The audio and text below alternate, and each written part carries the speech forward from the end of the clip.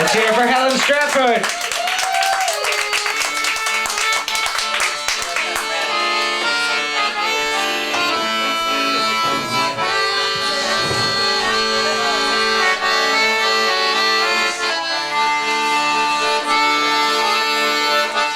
Bonsoir.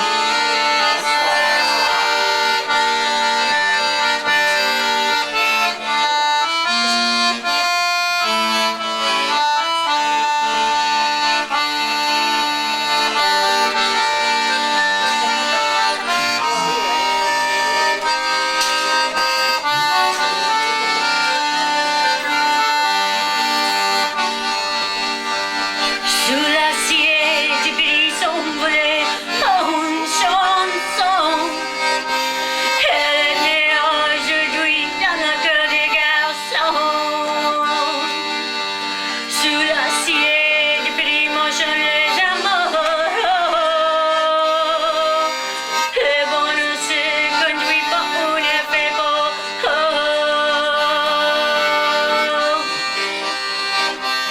Une place aussi, 12 musiciens, quelques verres, oui les gens pour les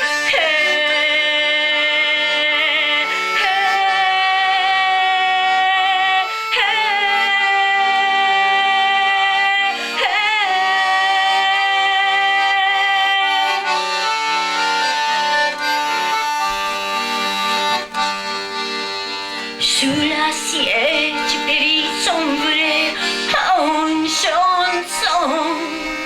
Elle est née aujourd'hui dans la cour des garçons.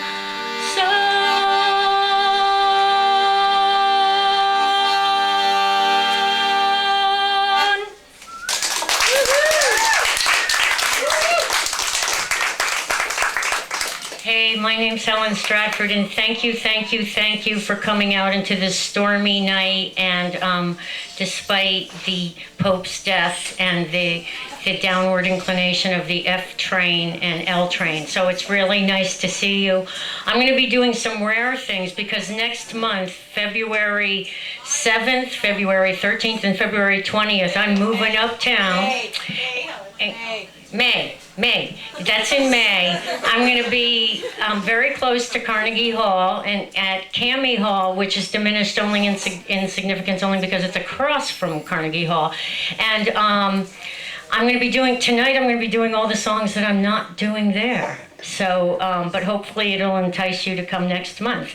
So I'm going to begin with a song that I've just recently put out there. I hope you like it. It's called Today's Catch.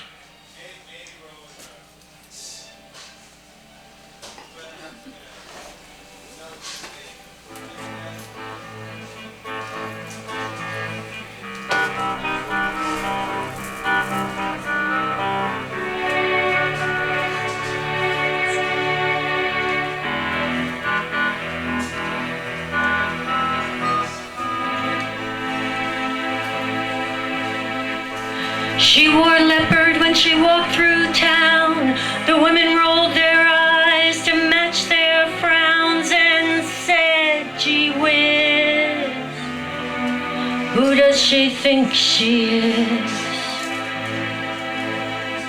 Years later she finally left. Even the staunch conservatives felt bereft, and though they'd long had enough, there was leopard on their collar and cuffs. Ooh,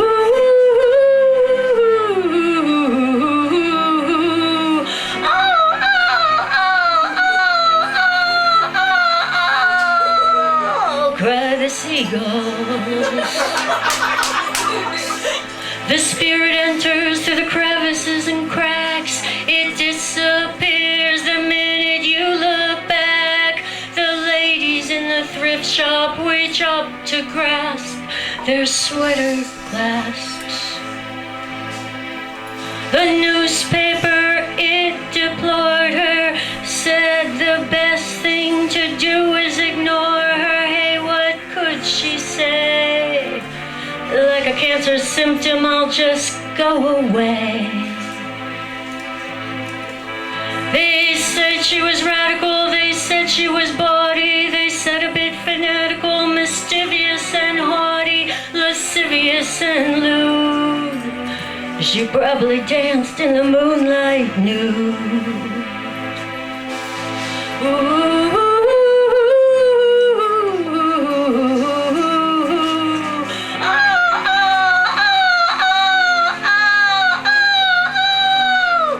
Cry the seagulls.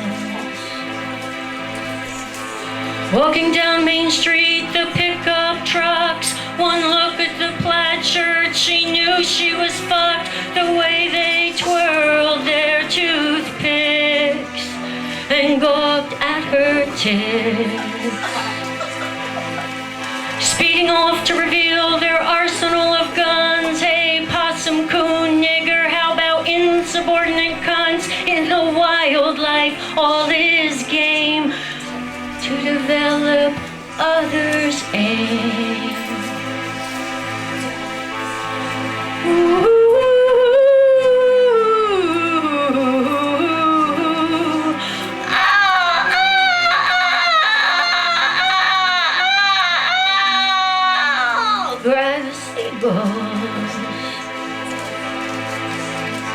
Now standing on the docks amid the fishing boats and the lobster pots, dreaming of shores remote, while the mastheads sway like crucifixes on Judgment Day.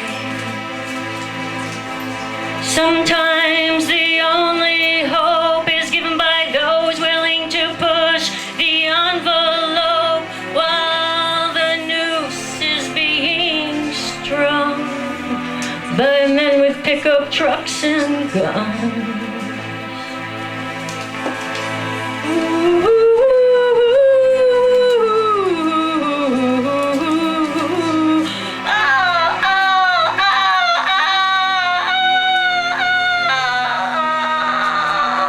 Cry the seagulls. Through the flakes of snow, drenched in moonlight, falling quietly on pines on a silent winter's night, through the meadow where spirit strolls, through tortured orchards and across the nose. Your fingers tremble, your senses tingle, something's disassembled. Is it a loosened shingle? Did it just wink at you, that elf you dusted earlier on the shelf? Everybody. Ooh.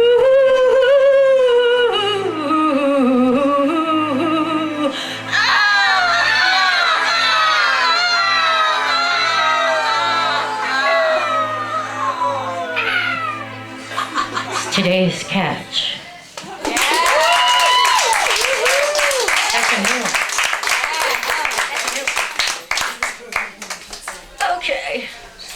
Okay. I will, however, next month. Okay, hold on. No, it's Sweetie Pie, not Sweetie Pie. And we're gonna lower the volume. We're gonna lower the volume on that. Soft and gently, soft and gently. Okay, can you lower it? Lower it and stop? Okay. We're going to start it from the beginning after I introduce it.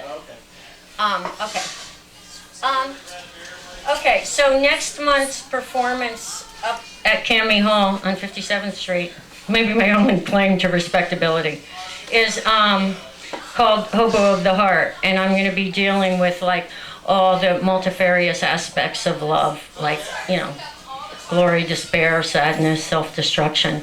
And I finished completing my latest masterpiece, which combines all my literary, musical, and literary talents, and it's the culminating aspect of my the thematic research I've put into, you know, relationships with men. And so here's the first 6 minutes of it. It's called Suicide the Musical.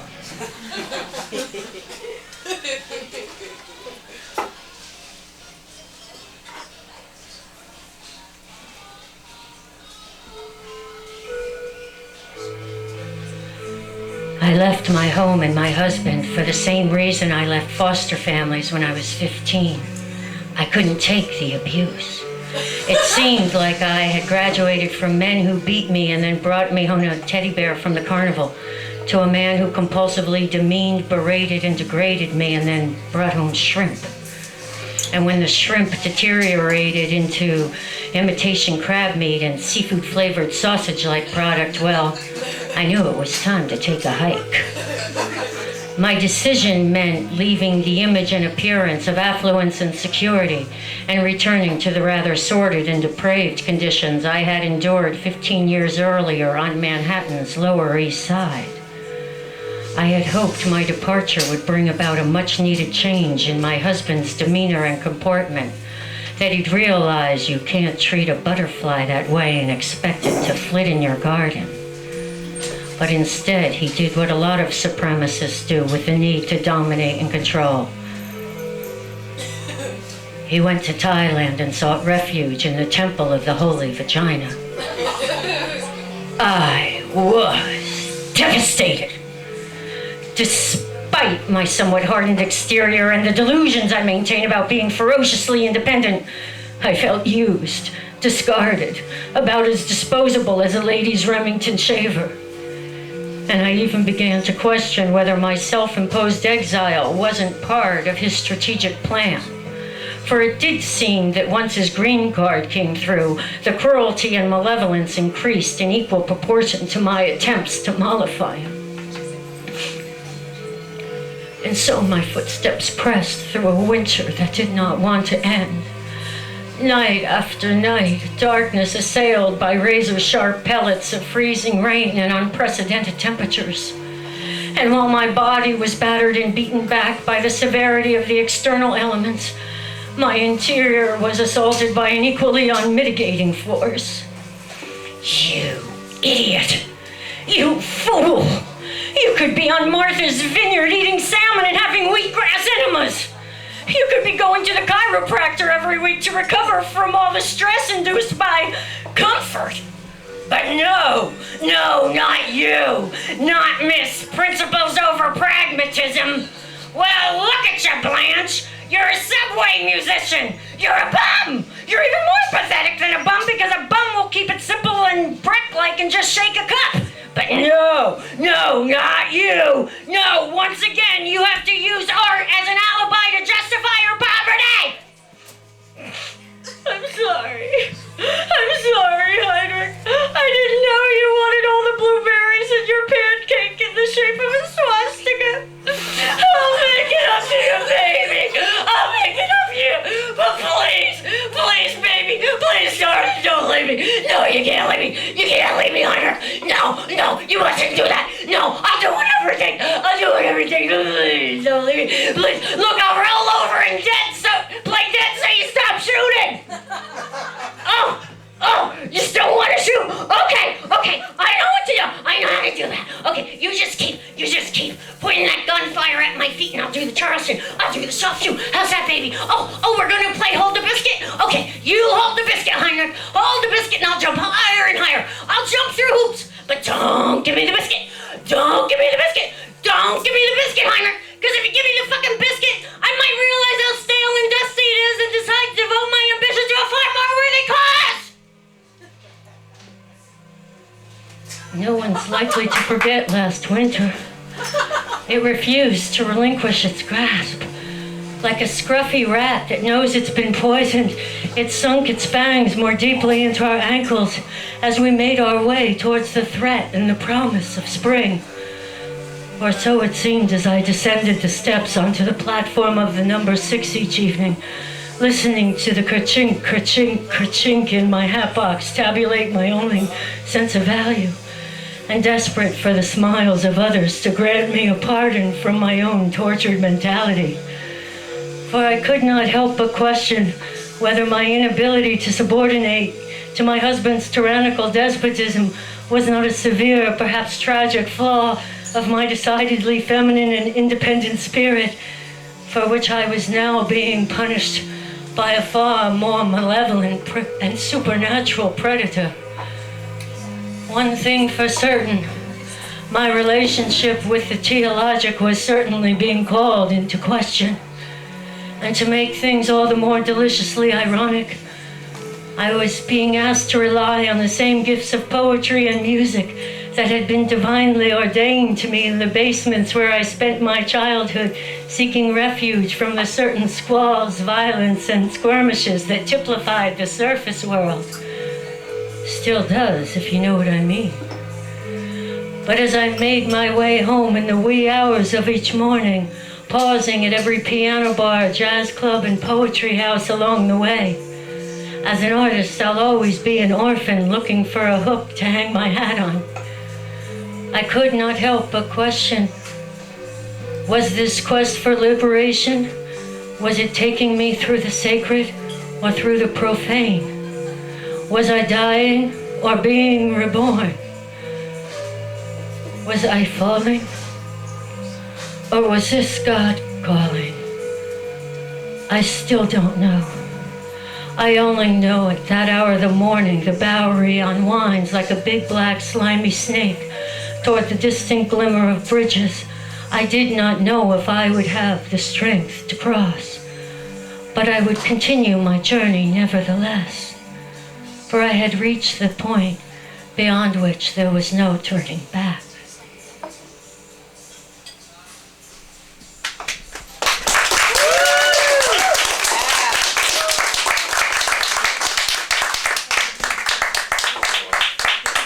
So I started taking yoga because I thought having a spiritual awakening was better than getting a job. And it's true. And there was this woman that... Downward dog. Okay. So there was this woman there with long black hair, very sinuous like a mermaid that sort of slithered up from the underground, covered with tattoos and henna and whatever. And one day she just asked me what sign I was, and I told her, and she said, "Oh, your life is in transit for 2 years. It'll never be the same, but you have to go back from whatever you've been running from and make amends with your family before the changes can occur." So it's like, okay, so I gave my mother a call, who had me when she was very young and had to put me into foster families because of drugs, alcohol, and poverty. And so, you know, I knew I had to let her into my life and shake hands with the past, so I gave her a call, and it went something like this. "Hello? Hi, Mom. This is Cookie. Just thought I'd let you know I'm thinking of you. Oh, I heard about the divorce. How's it going, honey? Well, Mom, it's a little difficult. It brings up like a lot of issues I've never really delegated with." "Like what?" "Well, you know, not having a father, being given away, never having a home, always being the one forced into self-imposed exile." "You're just using this as a weapon to use against me. Well, I've had just about enough of it. I'm tired of making excuses for you. Other girls didn't have a father. Other girls were given away. But you don't know how lucky you had it. 3 meals a day, a pair of Sunday school shoes every year, and Buster Browns. Well, other girls got onto your life, but what are you going to do, spend the rest of your life in therapy?" "I'm sorry, Mom. I didn't mean to hurt you." "Well, I love you anyway. I love you with a mother's love, which you're never going to know anything about. Goodbye." Okay, so... Okay, I don't know where I come up with my material. Okay, that's new. I just debuted that. Okay. And this next song I'm not doing either. And as you know, my work does delegate with the relationship between the creative and the degenerate, the sacred and the profane. And you know, I think one of art's noblest ambitions... I can't get this fucking dress off. Okay, we're gonna try this.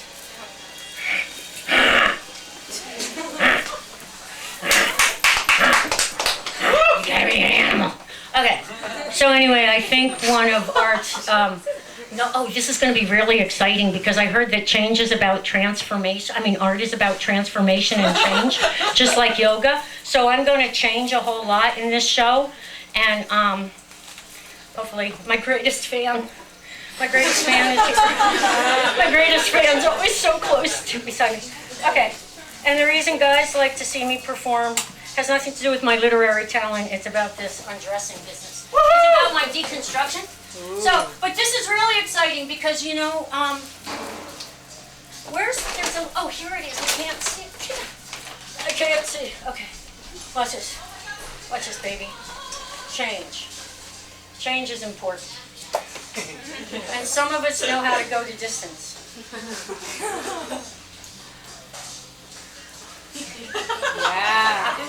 Yeah. Woo! Okay, so I think one of art's greatest aspirations is to make up for reality's shortcomings. And this next song was inspired by the serious lack of bordellos on Martha's Vineyard.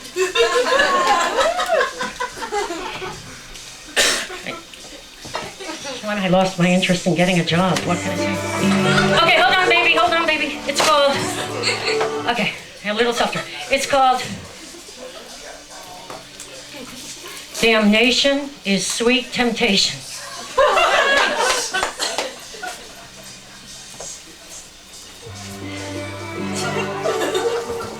It's a movement piece.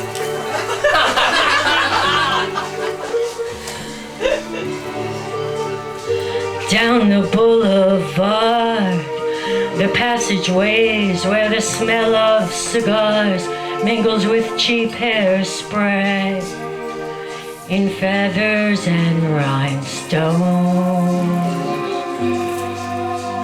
I stand alone. The men call me honey, they ask me to dance, they fill my garter with money, I fill their hearts with romance. Or perhaps it's just their pants. Shall we dance? I barely offer to help, I just have to be. It's the men themselves that transform me into their fantasy. Some call me a pixie, some call me a beaut, some call me a vixen. I just remain mute. It's important not to refute. Gets in the way of the loot. How about it, mister? I can show you a good time. And how about you over there? I know what you're thinking. I can see your face. You think I'm stinking, a moral disgrace, but is not your superiority ensured by those like me? You say it is not love, it's not ordained by God above, but I was born with boxing gloves to fight, to crawl, to ball, and throw my way through the night. While you're out walking the dog or trimming your hedge, I'm doing the best that I can not to fall off the edge. Do you know what I mean? It's more metaphysical than obscene. But I'm good. I am so good. Joey, you tell these folks how good I am. I am good.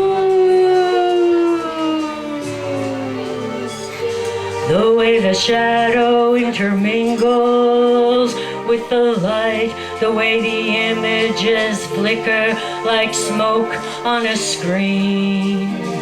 I do not know what's wrong or right, what's real and what's a dream. The line between good and evil's been abolished, all borders between fact and fiction demolished. With each kiss, I plunge more deeply into the abyss. call me a nihilist. Sometimes I wonder if your gods even mourn that the fates have decreed that these streets upon which I was born now prove my destiny. Abhorred, deplored, ignored, adored. I'm a whore on Delancey. That's me, Joey. Give me another line. I want to do this John right. I think your morality is horse shit. I'll let my tits bust out of my corset. In truth, I think it's jealousy. I get paid for what you can't give away free. As long as he takes me in his arms, feels the drums, succumbs to my charms. For that moment, I won't feel haunted. Oh no, I'll feel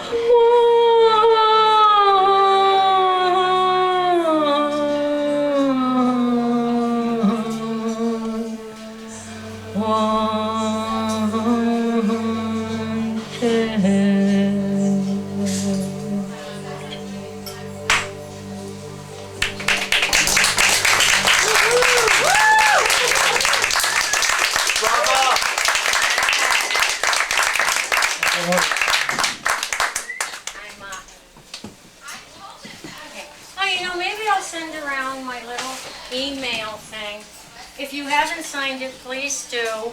And you can read little passages from Rumi because I want you to know what a spiritual human being I am. And I do yoga. All right. So here we go. So let's go back to my favorite subject, suicide.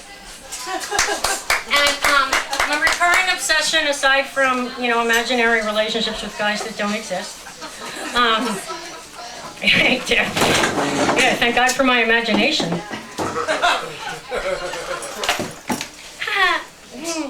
Oh yeah, for those who don't know, my name is Helen Stratford. I'm a real minority in the New York City art scene, a middle-aged non-Jewish heterosaurus, which means there's no funding, no sex, and no one to kvetch to about it. Yeah, and for those who've never heard the term heterosaurus, it means that my heart was manufactured in a time and in an era where, like the sewing machines and portable typewriters built back then, it was manufactured to outlast the terms of its own obsolescence. Yeah. Okay. So here I am. The whales aren't the only form of wildlife on the verge of extinction. Okay. So let's moving right along in my own little... you're just characters in my imagination, too, re-edifying my delusions of being a great and fabulous downtown cabaret artist. So, thank you. Thank you. You're doing a wonderful job. Okay, so we last left off in Suicide the Musical. I was delegating with the sacred and the profane. So I think that's a good place to begin and land soft, and then we'll go directly into 3. Okay.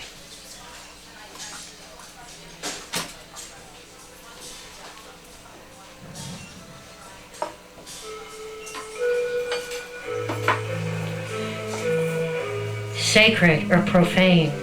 Friday, May 22nd, 8 p.m. I play a benefit for a Zen Buddhist meditation retreat attended by rich white men in drawstring pants. There's no money, of course, but after my performance, I'm allowed to sneak into the kitchen to scrape whatever leftovers I can scavenge from the bottom of woks before they're immersed into dish suds by a group of granola girls who think they're superior because they worship a god in a crimson gown instead of one in white.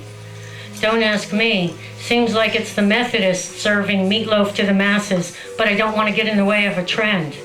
Besides, I'm grateful for the grub. There's not a lot of food in the music world. Plenty of crack and all the shots of Johnny Walker to entice you to doing an extra gig, but nothing for the engine, if you know what I mean. So I was thankful.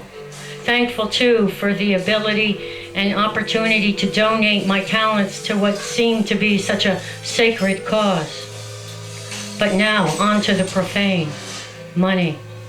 10 p.m. that same evening, I arrive at a Soho Rep in time for opening night of a play I've been cast in as part of New York's annual queer festival. Not that I'm queer. I'm not gay, not a tranny, not a dyke, not a... Wait a minute. I take that back. I'm a tranny. Yeah, pretty convincing operation, huh? The surgeon was a friend of Dr. Zizmore's. You know how I'm not a tranny? Because if I were a tranny, this place would be busting at its seams at twice the price of admission. But hey, I don't make the rules. I just live in a city where the boys love the boys and the girls love the boys, and a drag queen doing an imitation of me is more valuable than me itself. But hey, at least they give me a value. When I set foot into the auditorium, the stage was ablaze with a conflagration of queens, each more magnificent than the next, pulling on their fishnets, strapping on their platforms, applying their inch-long latches, engaged in all the details, culminating in the penultimate task of twisting their torsos into size 6 sequin dresses. I say penultimate because the best had yet to come. Their hair, darlings, their hair. In the meantime, they strutted around stage with their skull caps and lashes and corsets like some sort of post-Amazonian mannequins. Elsewhere on stage, a partially incomplete kick line of overhill, over-the-edge, overweight chorus girls intertwined their elbows, aligned their thighs, and hoisted their ankles in unison as the choreographer kept count 2, 3, 4 between snorts of crack. The missing components loitered naked between the exits, stage right, shaving their pubic, smelling their G-strings, and waiting for the adhesive in their sparkly conical pasties to dry. I took a seat in the 3rd row, as captivated as I was repelled. In truth, I was enthralled as I was repulsed by the lack of inhibition that seemed to prevail among the more anatomically repellent. Testicles jiggled, boobs bobbed, and asses covered with canker sores seemed all too eager to assert themselves. I felt like a foreign correspondent who's arrived at the front lines of some debauched mythological empire, but there was no longer any home to report back to. My husband was in the Far East, banging his cock in a city aptly named, and the one young man I had developed affections for, young man, was less than a subway stop away, but 1,000,000 miles in terms of pot years, if you get the whiff. And so my rites of initiation into this underworld went unchronicled and with no one to bear witness. And again, though I was thankful that the theater was offering this orphan spirit a home, I could not help but ask whether this was to which my talents were addressed. The trannies, the trollops, the troubadours, the whores, the harlots, were these my people? And as for my relationship with the divine, I felt as if God and Lucifer were in the back room taking bets, while I remained out here playing Russian roulette with a precious and elusive commodity called the human soul. Thank you. That's the end of part 2.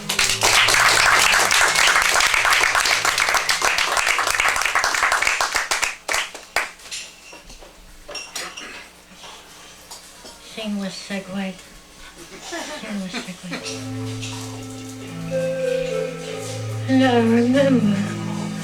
I remember now. I remember my conversation with the nurse standing over me with her clipboard when I came to in the ICU ward. With precious and elusive commodity called the human soul. Thank you. That's the end of part 2.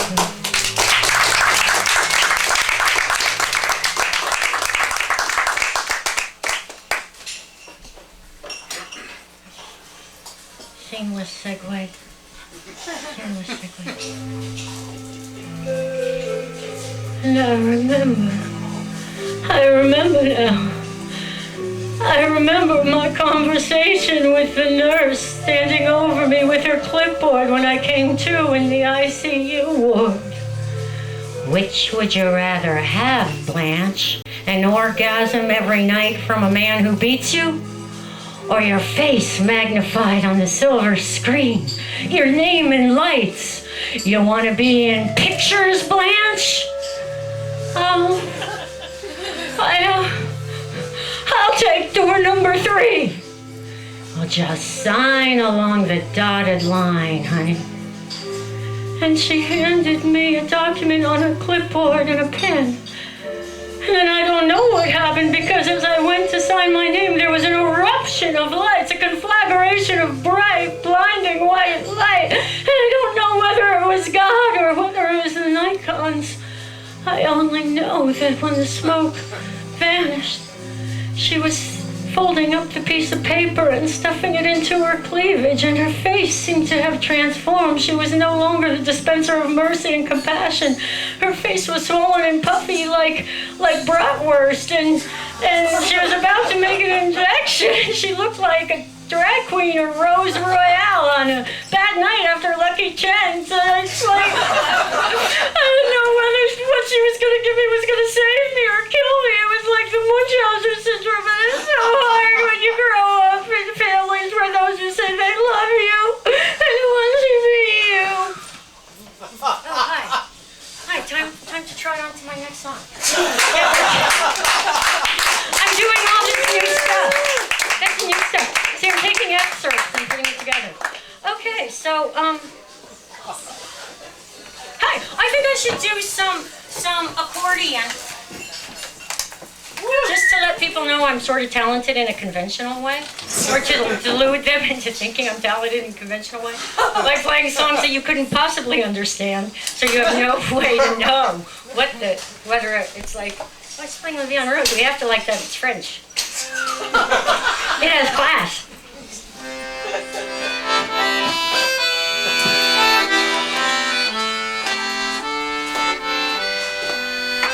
Quand il me prend dans ses bras, il me parlait tout bas, je vois la vie en rose.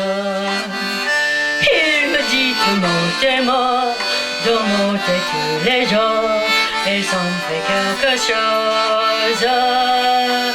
Il est entre mon cœur, par la bonne heure, dont j'ai comme la cause.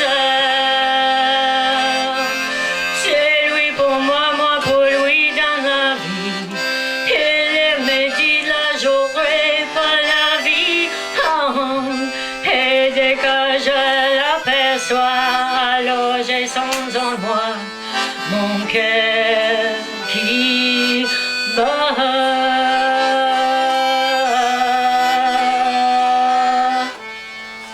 La vie en rose.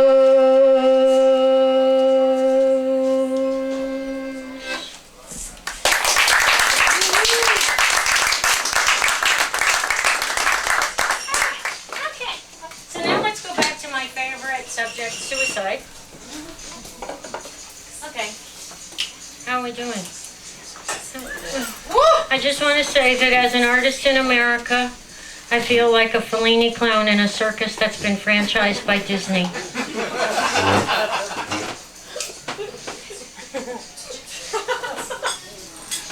Okay. A dress that had a past. Okay. Human excrement. Don't we just love it? I think art is excrement, right? Art is excrement. Blood, feces, urine, poems. I want to do an exhibit. I bet you I could get a lot of funding if I did that. Like, wooden frames, and in one would be a little vial of urine, then there would be a little defecation, then there would be a sanitary napkin, then there'd be a poem. Right? Okay. The excrement of the soul. Okay. So I think, should I go back to being a blonde? No. Okay, so now let's go on with suicide. Because it's one of my favorite subjects. Okay. Here's part 3. Toilet is the altar of the underworld. And actually, before you start, toilet is the altar of the underworld. I've got this whole section because whether you're bulimic, alcoholic, or a heroin addict, the rites of initiation occur like kneeling down at the holy shrine of the toilet bowl. So that's what this delightful little section of salvation, redemption, and despair, it takes place. No, it's really true. This is where all the Helens come out of the mirror and they're drag queens to save me. You're really going to want to see this, folks. Okay, part 3. Oh, no, you know what, baby? This is the one I deleted because I didn't think I'd have time. Okay, so we're going on to, I think it's called Abbreviated Ladies' Room. The ladies' room has been recently renovated and enlarged to accommodate whatever theater goers might need to use the facilities during intermission. It smells like bleach and disinfectant, and I can tell by the resounding echo of my footsteps. You know what? You have to, sweetheart, I can't do it this loud. I can't compete. I can't. We got to turn it down slowly. We got to turn it down. Yeah, because see, it's just the quiet pastel wallpaper that gives my words the courage to make the exodus from the depths of my heart into the hearts of all those ready to receive it. So we're going to start it again. You're going to edit all of this out. I just can't. It's not, it's reflective, not, it's attraction. It's compelling, not repelling. Okay, so we ready? We're going to edit. Okay, just, that's perfect. That's perfect. You can all hear that, right? Yeah, because this is, okay. All right. This is so cool. And then we'll go from this into, if I don't make it back this time, totally. Okay? Seamlessly. Okay, so stop and we'll begin again because I'm like very pre-Hiroshima. Beginning, middle, and then, okay.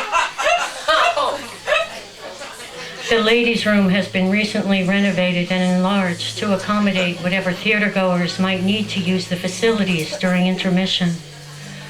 It smells like ammonia and disinfectant, and I can tell by the resounding echo of my footsteps that I am alone, which is at once foreboding and reassuring, a combination I've become well acquainted with.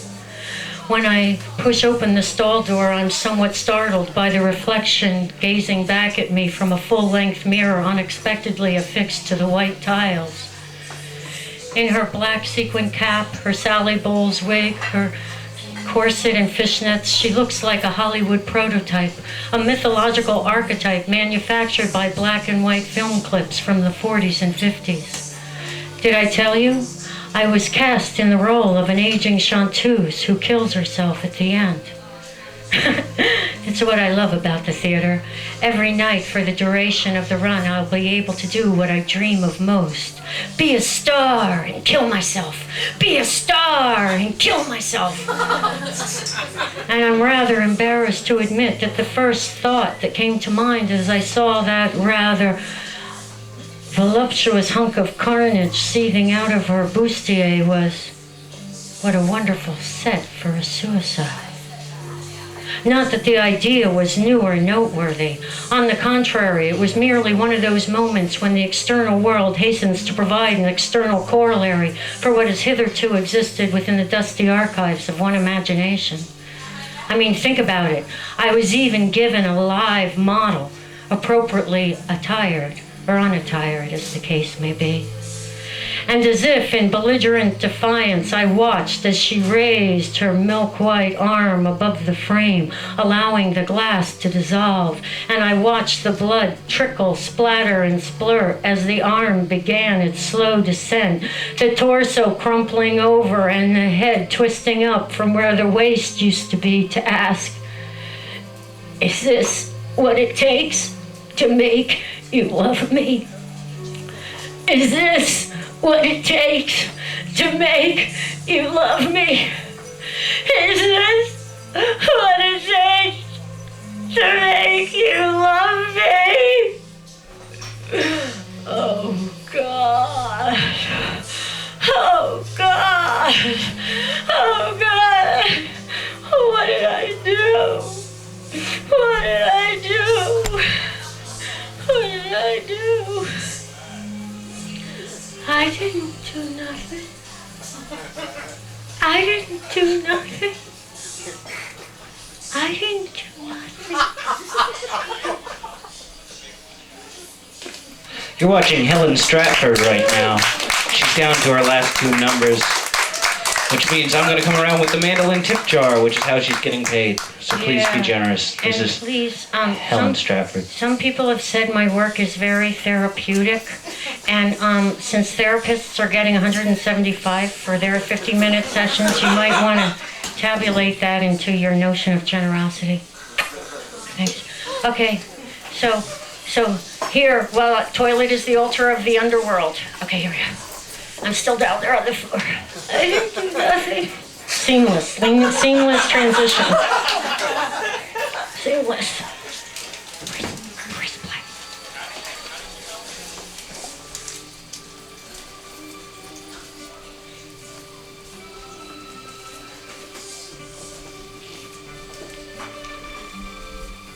If I don't make it back this time, no, this was not the finish line I had wanted to cross, but haunted and lost the closest exit sign. And these were not the lights, red flashing, slashing open the night, nor this the white limousine, its sirens scream through the bowels of this infernal dream.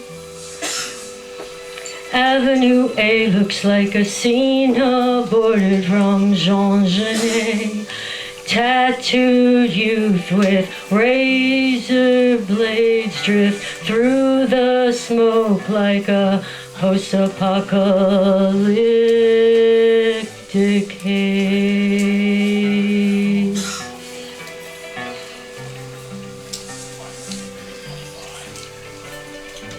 I can't spend another night without you.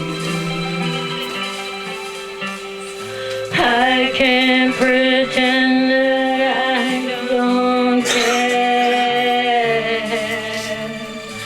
All I ever do is dream about you, praying to a God not sure he's there.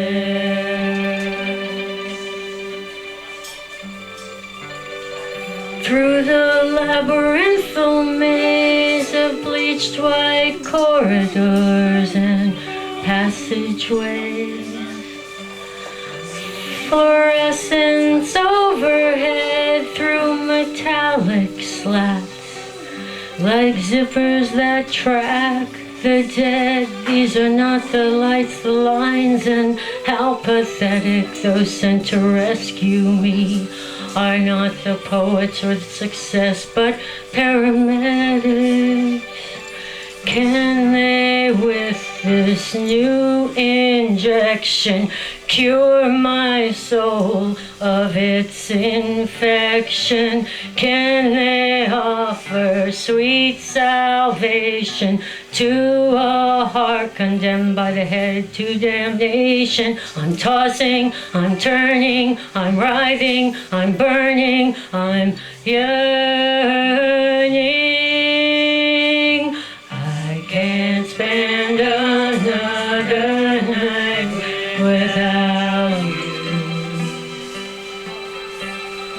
I can't pretend that I don't care. All I ever do is dream about you, praying to a God not sure he's there.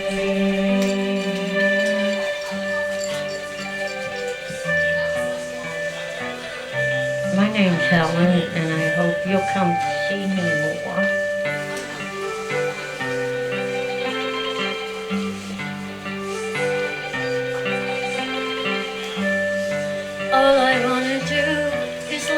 play with you, all I ever really want to do.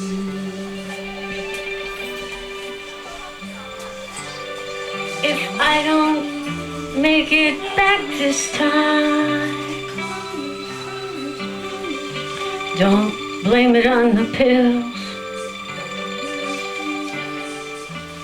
Though it's not a crime, it's the loneliness that kills.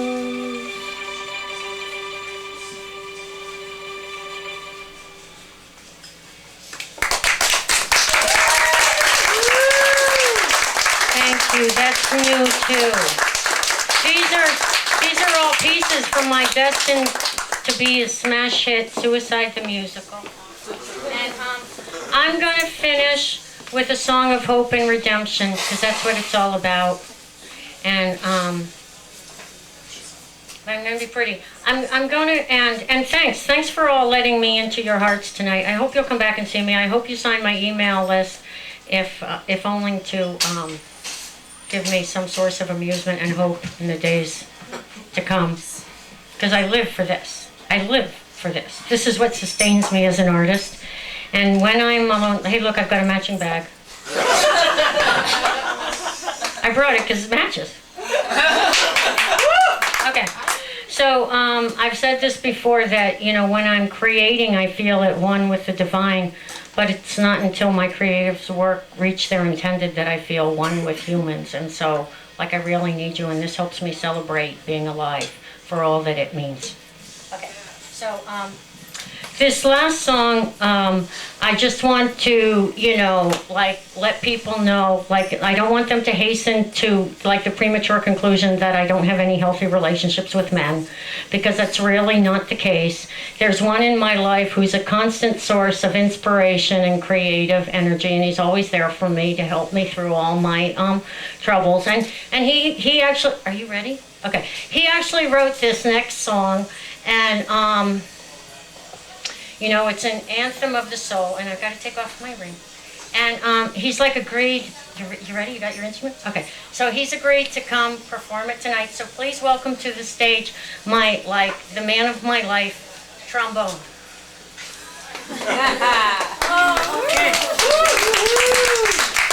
How are you? Yeah. And what? Yeah, I know, but we're not performing up at Carnegie Hall. You're performing tonight. Okay. So you ready to perform?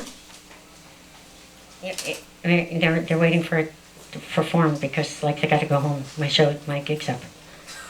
Why? You can't share the mic? You want your own mic? Okay. You got to appease these artists. Whatever the creative spirit dictates, you got to obey. Is that better? Okay. Okay, so I'm very happy he wrote this song. It's the anthem of the human soul. Do I look okay? And I just want you to know that he actually gives me permission to be intelligent and beautiful, and he's not gay or Jewish.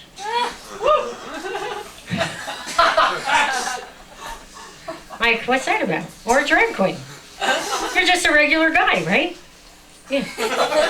And he's giving women in this culture permission to be intelligent and beautiful. Okay. Hi. Okay, so here we are. This is our last song.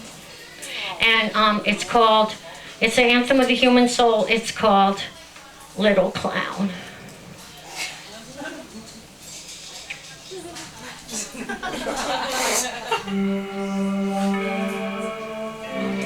Am I dear? Am I sweet? Am I lovable? When you're near and we meet, am I huggable? If I obey everything you say, can I stay? Please let me.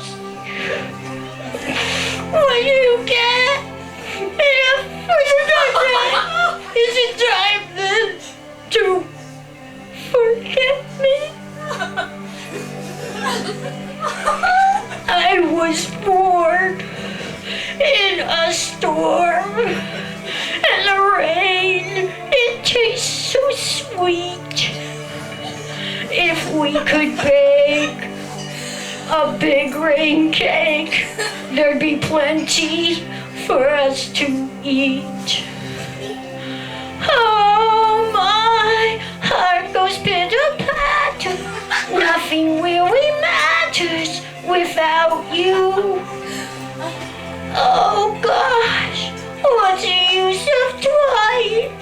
I'm just getting crying without you.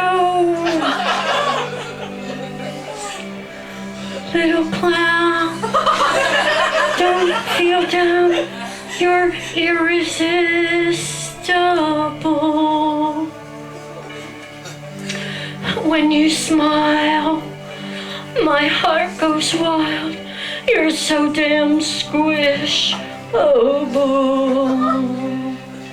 Here's your scepter, here's your crown. Little clown, my heart is your domain. I can't wait to see you skate with your hula hoop again. An amusement park sparkles in the dark on a lonely, windy pier. So your light softly ignites a darkness others fear. Keep on smiling when waves crash against the piling, when there's thunder and lightning. The mouth of the haunted house utters a laughter that is frightening. They all hate me, they berate me, though I do the best I can. If they had their wish, I'm sure they'd squish me into a garbage can. Well, I always feel haunted, always feel unwanted and unworthy. When I look inside my soul, instead of feeling whole, well, I feel dirty. To appreciate how truly great the judges offer little help. For to see your rare beauty, they must first question themselves. So you must do it on your own, all alone up there on the tightrope. That you dare, even though you're scared, is what gives all of us hope. Will you keep me? Love me deeply? Offer your heart as a home. Love me tenderly. Be a friend to me, just like I were your own. Wowee, things seem so much better now that we're together. No more tragic. Now, gee, everything's reborn, transformed by your love into magic.